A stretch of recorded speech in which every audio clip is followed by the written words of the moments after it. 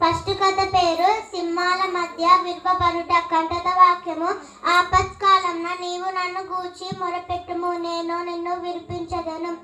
Second కథ పేరు దేవుడు పిలిచెను.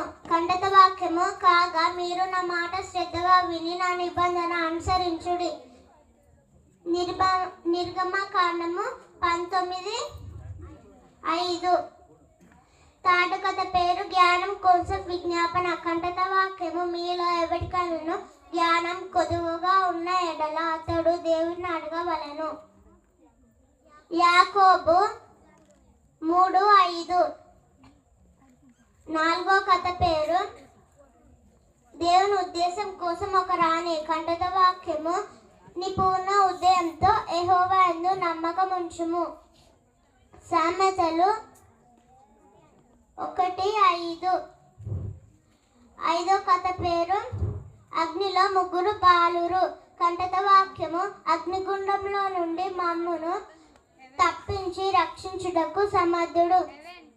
ఆరో కథ పేరు జ్ఞానులు దేవుణ్ణి ఆరాధించుట. కంటత వాక్యము ఆయన మన దేవుడు, మనము ఆయనను పాలించే ప్రజలము.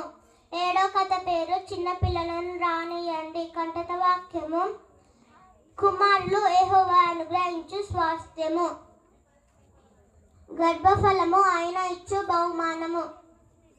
ఎనిమిదో కథ పేరు కీర్తనలు 127. ఎనిమిదో కథ పేరు మంచి స్నేహితులు. కంటత వాక్యము నిజమైన స్నేహితులు విడవక ప్రేమించును.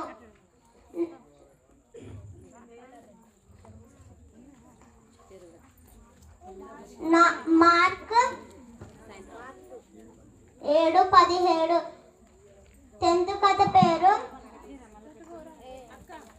బుద్ధిమంతుల వలె పోలి ఉండను. కంటత వాక్యము బండ మీద తన ఇల్లు కట్టుకునే బుద్ధిమంతుల వలె పోలి ఉండను. Thank you.